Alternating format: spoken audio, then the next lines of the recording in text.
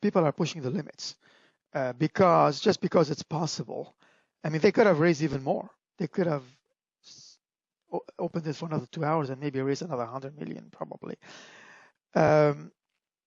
What can we do? I mean, we can point at it. People like me and others have written on it, maybe indirectly, like Fred Wilson. I was a bit more direct and called them out.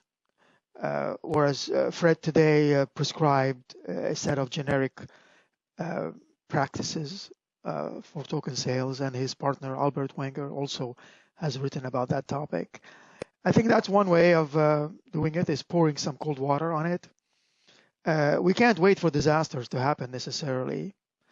One area that I think we can do better as an industry is, right now there is no standard way of reporting on these filings. If you want to, if you're interested in one of those filings, you have to read each one of the terms. And I've read more than a dozen of them.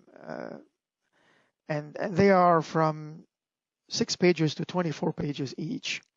And they go through a lengthy amount of describing the issuance process, what they are issuing, how many tokens, the value, and how they are distributing them. And there's no standard, which means that everyone is describing their token sale in a very different way. So it leaves a lot of uncertainty to the reader and to the investor, to the consumer, to try to interpret these terms and to find out what is missing and what is not missing. And in my analysis of these close to a dozen of them, there are holes in most of them. And there are things that people don't say.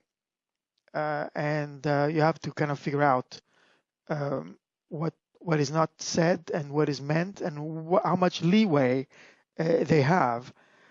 So what would be valuable is to have some kind of standard way of at least reporting on it. So instead of each company having 12 different ways of announcing a sale, what if there was one standard way, and within that standard way, they can have their own parameters, but at least we would be looking at this from a more standardized aspect. And this is a project that I'm working on right now, actually, that will be announced in the coming days, where it's going to provide more transparency and more standardized ways to file for these token offerings in a way that would benefit the consumers, that would benefit the investors, and that will allow them to compare these offerings in a more comprehensive way, and not having to decipher them.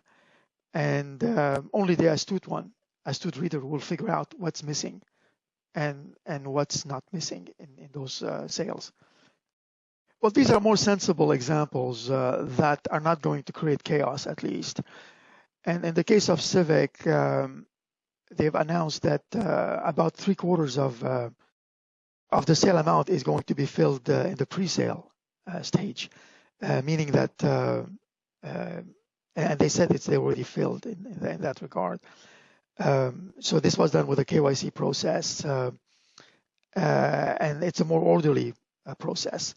In the case of IPFS and Filecoin, they have been at it for a number of years. There are applications that are running on IPFS today.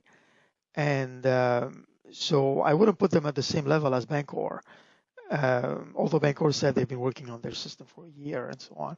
But IPFS is a lot more real, and Filecoin is a lot more real. There are users, you can point at them, you can point at applications that are using IPFS. So the main thing here...